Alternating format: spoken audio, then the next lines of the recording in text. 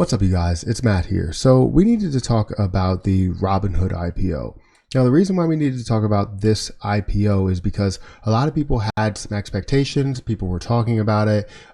They said, what they were going to do with this position and, when they were going to either short it or buy it or whatever. And I know a lot of the ape community has like something on their mind to where they feel like they're going to, overly short this thing and, do basically what the hedge funds are doing to us.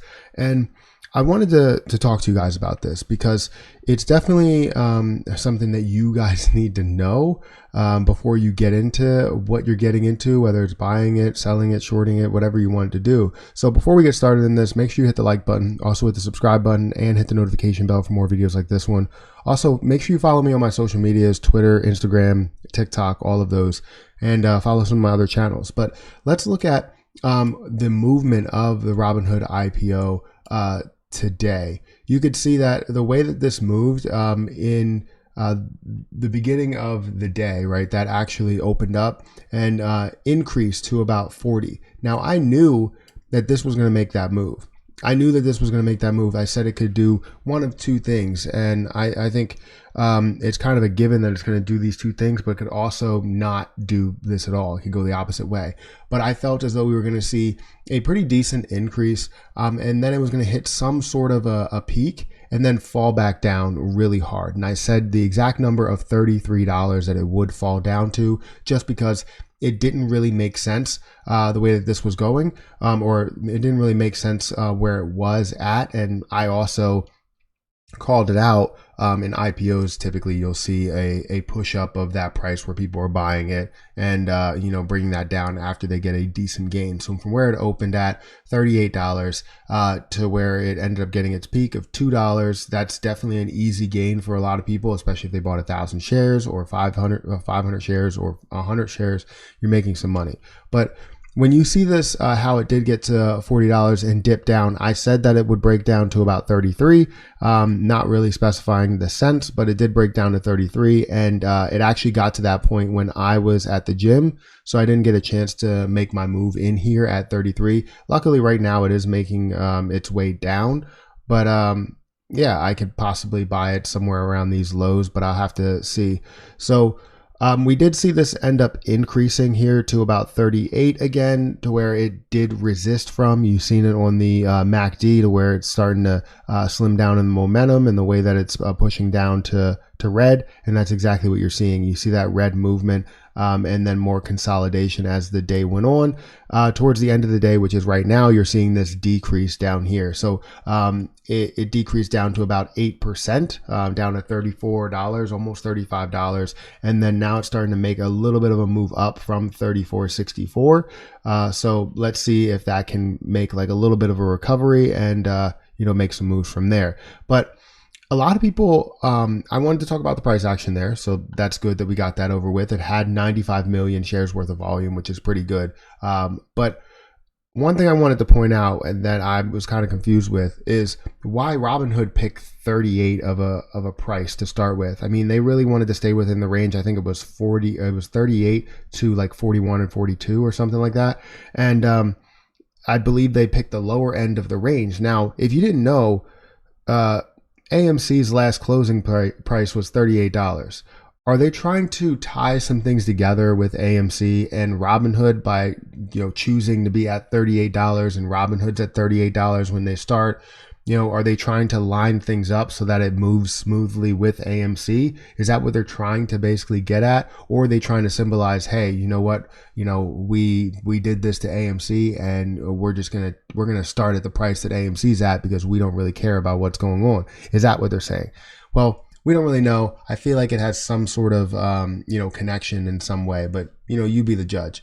But anyways, we can look at, Robinhood, and what I wanted to talk about was the overall thought of buying the IPO.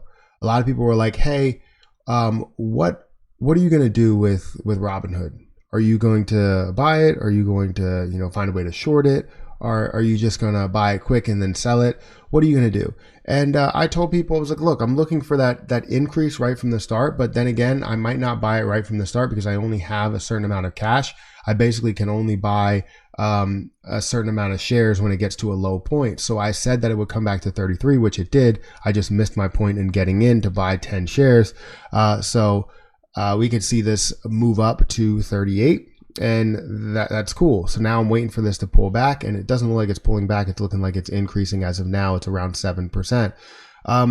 But a bunch of people were like, hey, I'm shorting this thing. I'm doing exactly what the hedge funds were doing. Just know that that is very dangerous. You know, buying something, you have a limited amount that you can lose, right? You can lose everything that you invested into it, right? You can lose, $1,000, right? But say you short the stock with $1,000, right? You short that.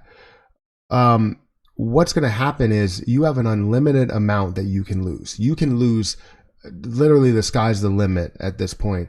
And just know that the hedge funds have a lot of power. I don't want anybody to get stuck into a situation and play their game. We're not here to play their game. We're here to show them that we shouldn't short a company over 100%. We shouldn't short a company as much as we possibly can to bankruptcy. We're not trying to cancel a company because I don't believe that hedge funds will let us do that.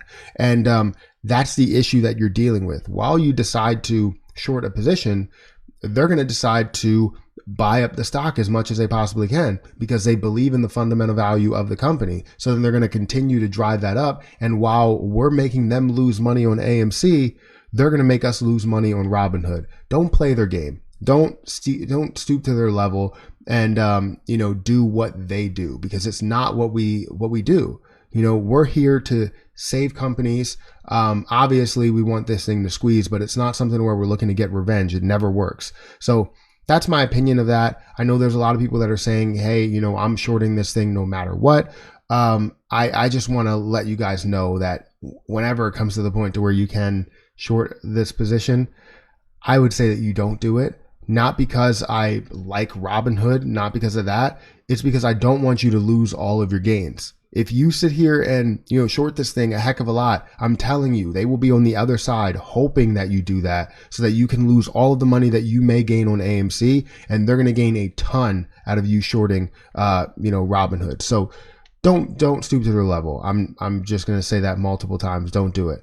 So guys, let me know what you think about this. Let me know if you think that the right thing or the right idea is to short. Let me know if you will invest into Robinhood to get any type of gains out of it. I don't expect you to go long term with it. I just expect you to put something in there, gain a quick $1,000 or $2,000, especially with a lot of movement that you see in IPOs.